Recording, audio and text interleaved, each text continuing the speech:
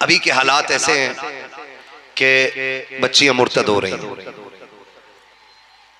बच्चियां मुर्तद हो रही हैं। हमारे जलसों में 20-20, 50-50 हजार की भीड़ हो रही है, लेकिन बच्चियों का इर्तिदाद बंद नहीं हो रहा है।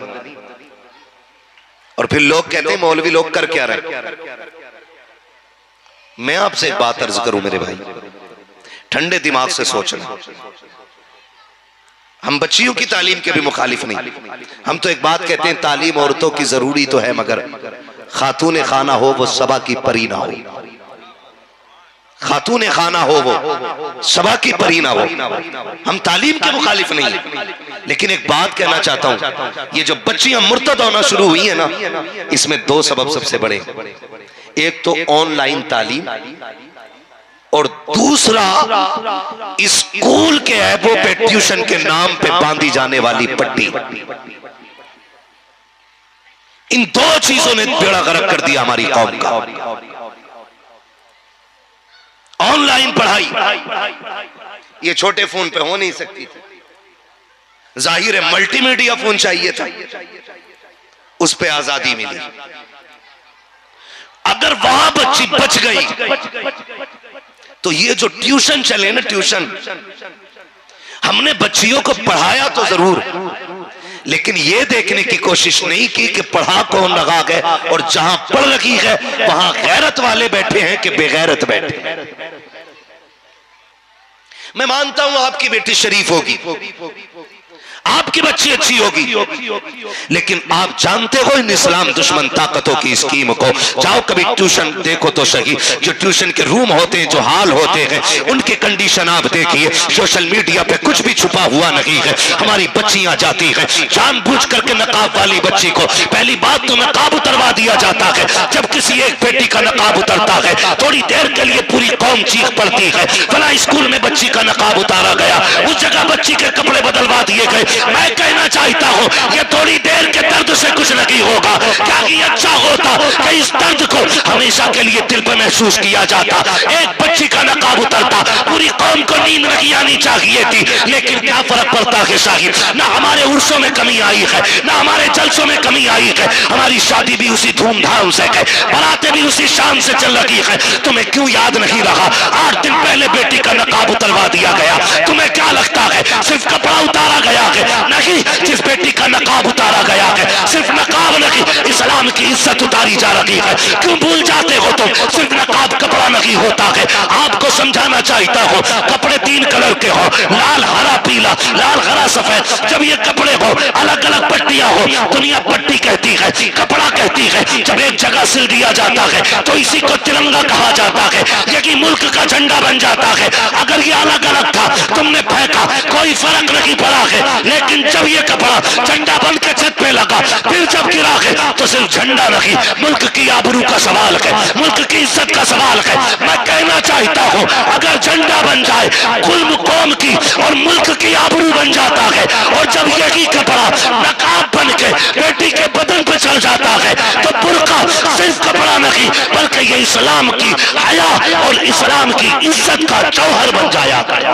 नारा तकबीर, नारा रिसालत, मुफ्ती हम्माद रजा साहब किबला, नारा तकबीर, नारा रिसालत। तवज्जो है सारे लोगों की? नकाब उतरा, फर्क पड़ा? नहीं ना, कोई फर्क नहीं पड़ा। जैसे चल रहे थे वैसे चल रहे हैं। ट्यूशन के नाम पे बदतमीजियां, गारंटी है मेरी, जितनी बच्चियां मुर्तद हुई हैं, जाओ जाके चेक करो, उनमें 90 नहीं बल्कि 95% वो बच्चियां हैं जो ट्यूशन पढ़ने जाती हैं। मोहम्मद अली भाई, 95% वो बच्चियां जो ट्यूशन पढ़ने जाती हैं। मेरे भाई, अच्छा लगेगा अगर तेरी बेटी IAS बनेगी, सर ऊंचा होगा तेरा, फख्र करेगा। मैंने पहले ही कहा था तालीम का मुखालिफ नहीं। मैं आपसे बस इतनी गुजारिश करूंगा, उस जिल्लत से जो बेटी घर छोड़ के, धर्म बदल के, गैर के बिस्तर पे जाके लेट गई, ऐसी जिल्लत से घर में बेटी का जाहिल रहना बेहतर है। और हम, हो सकता है कोई मेरी तकरीर पे आने वाले दिनों में कमेंट करके कहे कि ये बेटियों को जाहिल रखने की बात कर रहा है। नहीं, तालीम का सबसे पहला तसव्वुर देता ही इस्लाम है। हम क्यों मना करेंगे? लेकिन आपसे चंद बातें करनी है मुझे, आपसे चंद बातें। हमने ना पैसा कमाया है ना, तो हमने मैरिज हॉल बनाए, शॉपिंग मॉल बनाए। हमने पैसा कमाया है ना, तो हमने फैक्ट्रियां डाली। हमने पैसा कमाया है ना, तो हमने बिजनेस बढ़ाया है। काश हमने पैसा कमा के कौम की बच्चियों के लिए एक तहजीब और हया वाला इंग्लिश मीडियम स्कूल और कॉलेज बनाया होता। ये हम नहीं करेंगे। बुरा मत मानना, हमारी कौम ने पूरी जिंदगी मजारों के पत्थर चमकाए। मजार ठीक है, बुजुर्गों के मजारात भाई से बरकत है, मगर आपसे मैं कुछ समझाना चाहता हूं। ये सारे उलमा बैठे, इनकी मौजूदगी में मैं कह रहा हूं, गुंबद कितनी भी कीमती बना लो, गारंटी नहीं है उससे मजार वाला राजी हो जाए। जितना चाहो कीमती गुंबद बना लो, जितना चाहो महंगा कलश चढ़वा दो उस पर, शायद उससे मजार वाला राजी ना हो। बेटियों के लिए हया की जगह तालीम के लिए इदारे कायम करा दो, खुदा की कसम मजार वाला भी राजी हो जाएगा, साथ में मदीने वाला भी राजी हो जाएगा। हमने बताया ही नहीं, हमने कहा ही नहीं कभी तालीम पे फोकस करें। 70 साल की भूल है हमारी ये, 70 साल हमने ये गुमनामी में काट दिए और यही सोच के जीते रहे, भाई कट रही है बस अपनी तो क्या है। आज सर पे आ गई है तो अकल लगी है।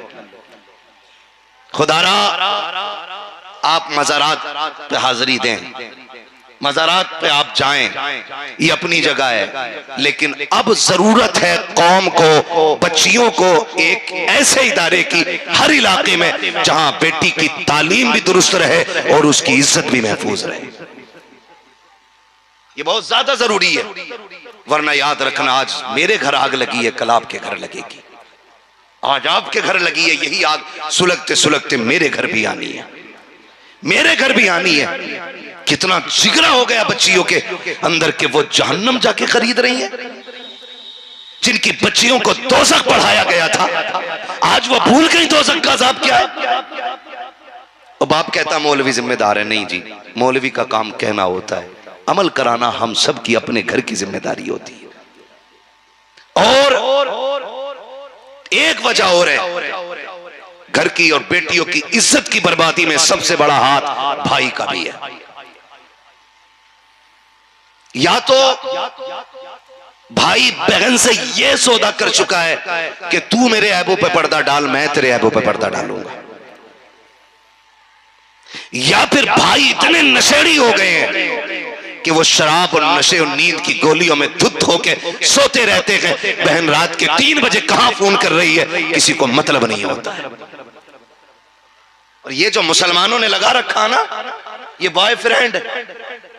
बॉयफ्रेंड, मौलवी की सोच पुरानी बोल रहे हो ना, मर के देखो, मर के खुदा की कसम सारे फ्रेंड रह जाएंगे बाहर। अल्लाह कब्र में गिरा के ऐसी सजाएं देगा कि कोई बचाने वाला नसीब नहीं होगा।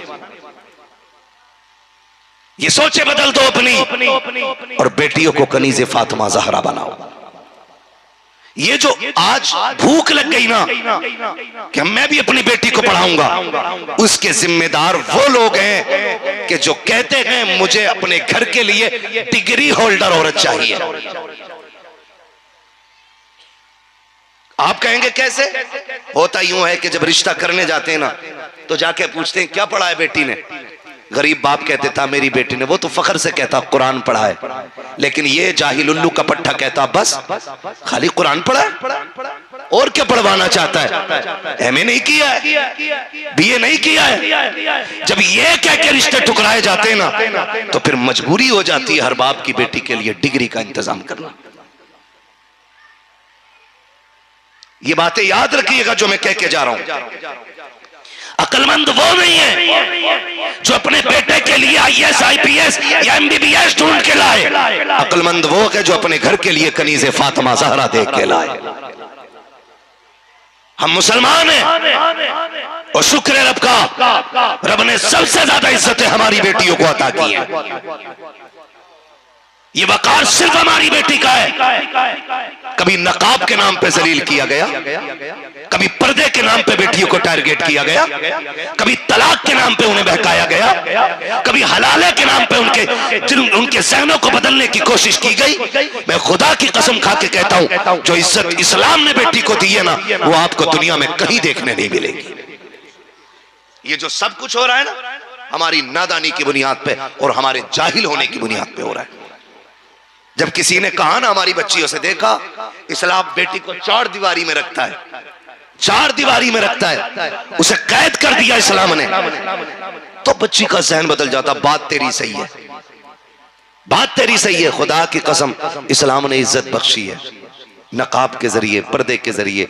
मैं तो खुल के ये बात कहता हूं, अक्सर फ्लाइट वगैरह में सफर रहता है, आप लोग भी चलते होंगे, जो लोग परदेश जिनका आना जाना है, उन्होंने भी देखा होगा कि एक फ्लाइट में कुछ भी नहीं तो छोटी से छोटी फ्लाइट में कम से कम 80 से 90 लोग रहते हैं, जो होती हैं 80 से 90, वरना 350, 500, 750 इस तरह से लोग होते हैं। लेकिन उनकी खिदमत करने के लिए कितनी औरतें होती हैं, लड़कियां? 4-5 लड़कियां। जर्नी है घंटे की, 2 की, 3 की, 4 की। मैं लोकल की बात कर रहा हूं। 4-4, 3-3 घंटे की जर्नी में आप देखिएगा। तुम बात करते हो इस्लाम ने जलील किया, इस्लाम ने पर्दा दे के औरत का वकार घटाया।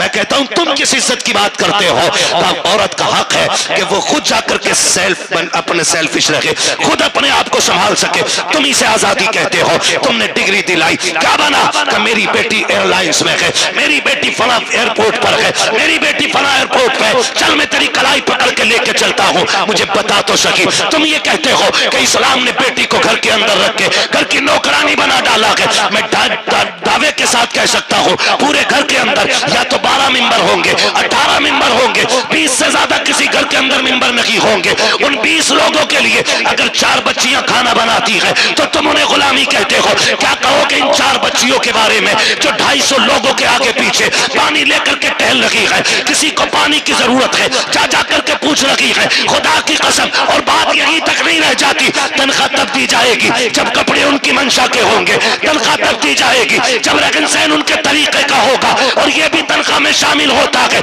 कि कोई कुछ भी करे, तुम्हें बदतमीज नहीं बोलना है, कोई किसी भी तरह से बात करे, तुम्हें उसको राजी रखना है। खुदा की कसम, लानत हो ऐसी दौलत पे, थूकते हैं हम ऐसे पैसे पे जो बेटियों की इज्जत दांव पे लगाने के बाद मिले। हमें ऐसा पैसा नहीं चाहिए। हम खुदा की कसम पैगंबर के मानने वाले हैं। हम फाके तो रह सकते हैं, जिल्लत के टुकड़े कभी नहीं खा सकते।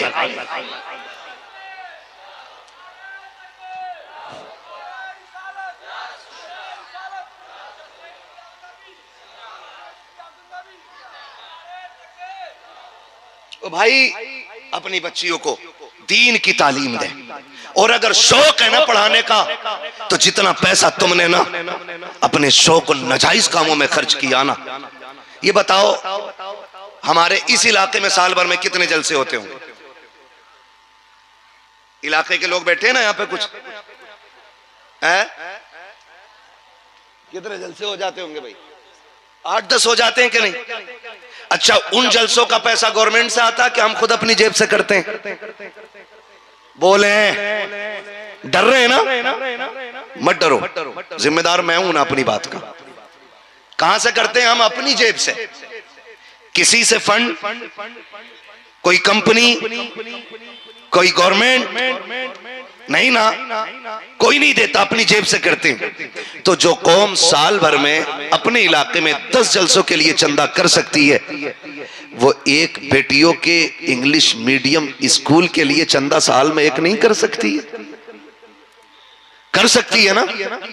तो फिर एक चंदा ऐसा करो जिसमें ऐसा स्कूल हो जिसमें पढ़ने वाली भी बेटी होगी और पढ़ाने वाली भी बेटी होगी। करें आप ये काम भी। और ये सिर्फ इतना कह सकते हैं उलमा, करवाने की गारंटी नहीं। हमारा काम बताना है। इनको जिम्मेदार ना ठहराइएगा। ये अजीम इदारा अल्लाह सलामत रखे, इसमें पढ़ने वालों को भी और पढ़ाने वालों को भी। इतना खुशी हुई, 60 बच्चे फारिग हो रहे हैं, सुभान अल्लाह। किसी किसी मदरसे में 60 सारे ही बच्चे होते हैं। इस इदारे ने कौम को 60 हाफिज कारी आलिम अता किए हैं। बहुत बड़ी बात है। अल्लाह इस इदारे को दिन दूनी रात चौगनी तरक्की अता फरमाए।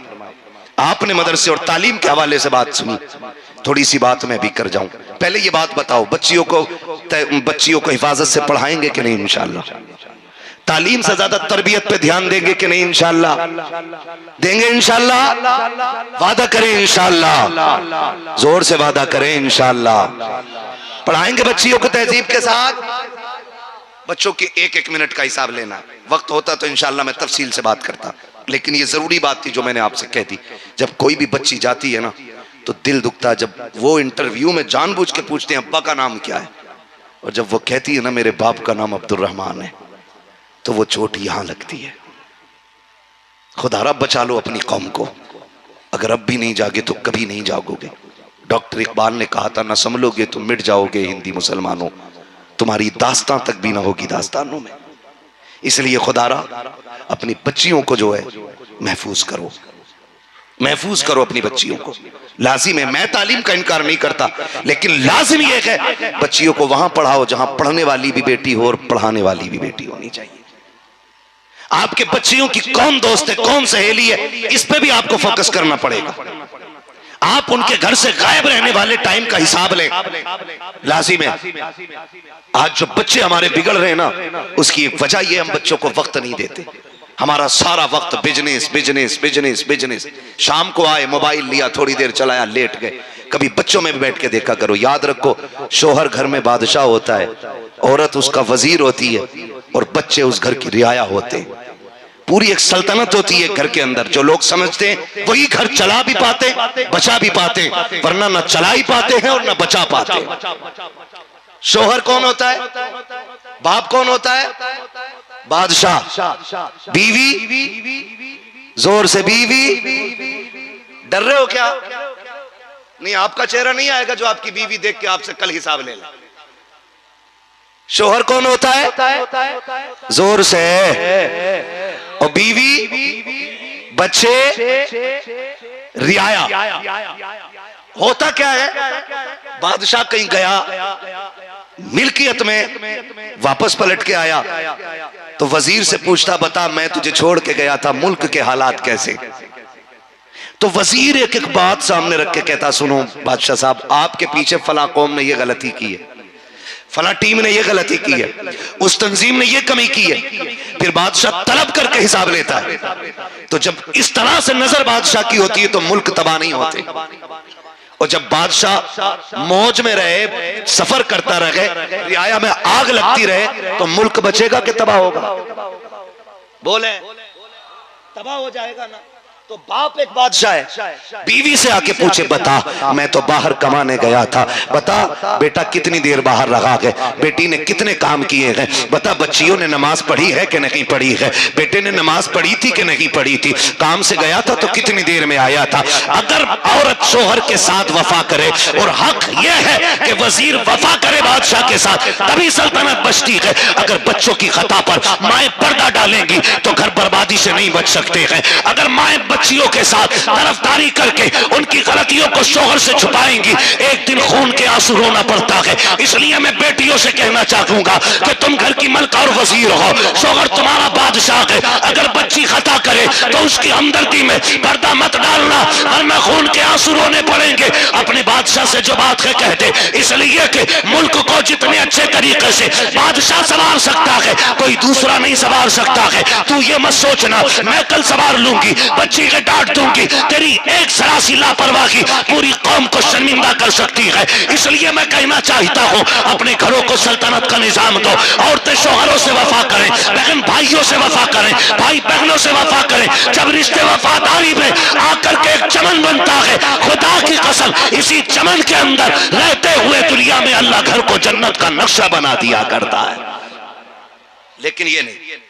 अब आपसे आखिरी गुजारिश, ये दीन जो हमने सीखा और सिखाया, असरी तालीम से लोग मुहज्जब होते तो अबू जहल को मुहज्जब होना चाहिए था। अगर असली तालीम से लोग मुअद्दब होते तो अबू लहब को मुअद्दब होना चाहिए था। उनके पास असली तालीम थी। दीनी तालीम अबू बकर सिद्दीक के पास है, दीनी तालीम फारूक आजम के पास है, दीनी तालीम उस्मान गनी के पास है। आप इनकी जिंदगी को देखिएगा। हम इस बात के मुखालिफ नहीं कि हमारे बच्चे IAS IPS ना बने। हम चाहते हैं हमारे बच्चे IAS भी होने चाहिए, IPS भी होने चाहिए, लेकिन रोना इस बात का है कि जो बच्चे बड़ी यूनिवर्सिटीज में चले गए वो एक्स मुस्लिम बन गए। किसी ने कहा मैं खुदा को नहीं मानता, किसी ने कहा मैं कुरान को नहीं मानता, जबकि वो या तो तेरे घर से पैदा होने वाले बच्चे हैं या मेरे घर से पैदा होने वाले बच्चे हैं। कभी जाना हो बाहर तो आप देखिएगा, मोहम्मद अली भाई, जावेद भाई, अजहर भाई बेंगलोर जाना हुआ, केरला जाना हुआ, स्कूल के बच्चे आए, उन्होंने आकर के ये दर्द दिल रखा कि हुजूर का कलमा पढ़ने वाले लोग आज इस्लाम दुश्मन हो गए हैं। कितनी बेटियां इस्लामी नाम उनके हैं, अब्दुल रहमान की बेटी है, कोई इरफान की बेटी है, कोई अब्दुल रशीद की बेटी है, लेकिन आज उसका दावा यह है मैं खुदा को नहीं मानती हूँ। वो कहने लगा मुझसे, वो भी स्कूल का साइंस का स्टूडेंट था, उसने कहा जनाब ये बताइए ये बीमारी फैलने की वजह क्या है और इसको रोका कैसे जा सकता है। मैंने बहुत दिमाग लगाया तो सिर्फ इस नतीजे पे पहुंचा, साहिबो अपने बच्चों को 12 घंटे इंग्लिश मीडियम में पढ़ाते हो, 1 घंटा कुरान के लिए देते हो, बहुत कम देते हो। मैं कहता हूँ कम से कम 2 घंटे कुरान के लिए दो, और सिर्फ कुरान के लिए नहीं, अपने बच्चों के 15 मिनट सिर्फ तरबियत के लिए आलिम दीन के पास दिया करो। हमारा रवैया ये होता जा रहा है, हमारे बच्चे इंग्लिश मीडियम में पढ़ते तो हैं, उन्हें कुत्ता बिल्ली की तालीम तो आती है, लेकिन उन्हें वो तालीम नहीं आती है जो रब ने अपने महबूब के सीने पे उतारा है। वो कुरान हमारी कौम के बच्चों को नहीं आता है। तहकीक कर लीजिए, जाइए आप देख करके आइए, वो बच्चे जिन्होंने दीन छोड़ दिया है, जो खुदा की खुदाई का इनकार कर बैठे हैं, जो नबी की रिसालत से मुंह कर गए हैं, दावा है मेरा वो एक दिन के लिए मदरसा नहीं गए होंगे। काश उन्होंने 8 महीने अगर मदरसे में गुजारे होते तो जान दे देते, लेकिन नबी का दिया हुआ दीन नहीं छोड़ सकते।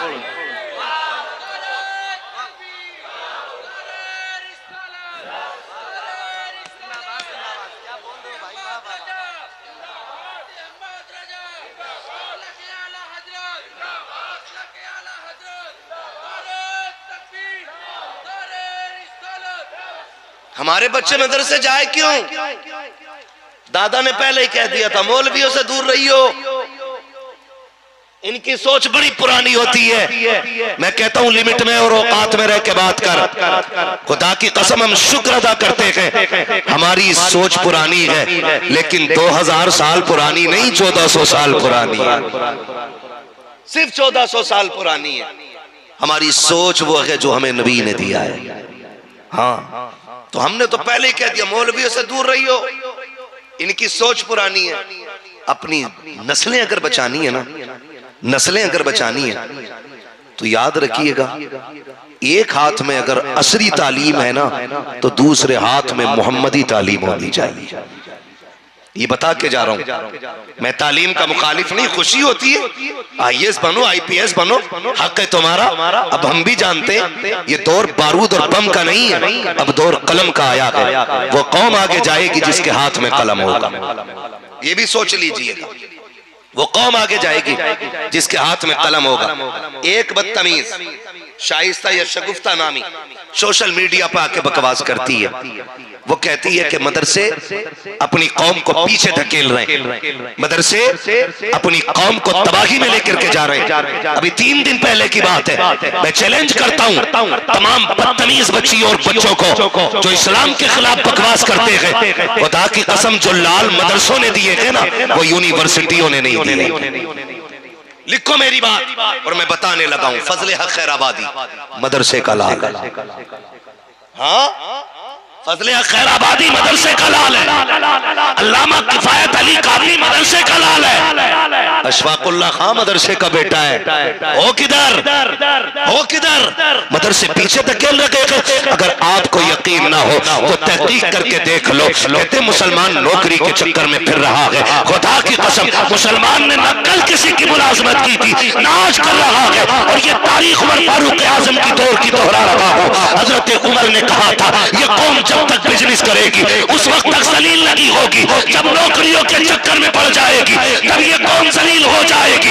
गारंटी है मेरी, नौकरियों को ठोकर मारो, तालीम तरक्की के लिए सीखो और खुद बिजनेस करो। खुदा की कसम तुम गुलामी के लिए नहीं, तुम तो जमाने में हुकूमत करने आए हो, लेकिन मिजाज बन गया गुलामी का। तालीम का मतलब नौकरी नहीं होता है, ये भी बता दो। तालीम का मतलब नौकरी नहीं है। याद रखिए, जब जेब पे कलम होता है ना तो आईएएस भी संभल के बात करता है। जबान अच्छी होती है ना, आईपीएस भी लिमिट में बात करता है। और जब कौम अनपढ़ होती है ना तो वर्दी पहन के ये लुटिया चोर सिपट्टियां आती हैं और 10-5 हजार यूं ऐट के ले जाती हैं, और हम 5 हजार दे के कहते फ्री में छूट गए। खाली अगर हाई स्कूल तक पढ़ लिए होते ना तो 5 हजार तो क्या, इस सिपट्टिया को फूटी कोड़ी तुम नहीं देते। ये जो कीमतें भर रहे हो ना, ये अपनी नादानी की कीमत है। सही बता रहा हूं ये। तो तालीम जो हमें हासिल करनी है ना, नौकरी के लिए नहीं, हुकूमत के लिए। इल्म सीखें आप, उससे नस्लें अच्छी होती हैं, मुआशरा संवरता है, और सबसे बड़ा काम मुआशरे को संवारना है।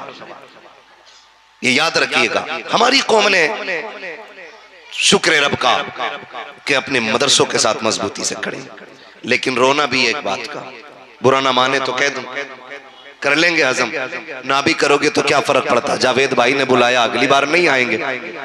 सच्चाई इतनी है, मैं आईना को दिखाऊंगा दाग चेहरे के, जिसे खराब लगे सामने से हट जाए। और सुनने में पहले बता दूं, हम बरेली वाले लोग हैं, हम बरेली वाले लोग हैं, और हम अकीदे के बड़े पक्के लोग हैं।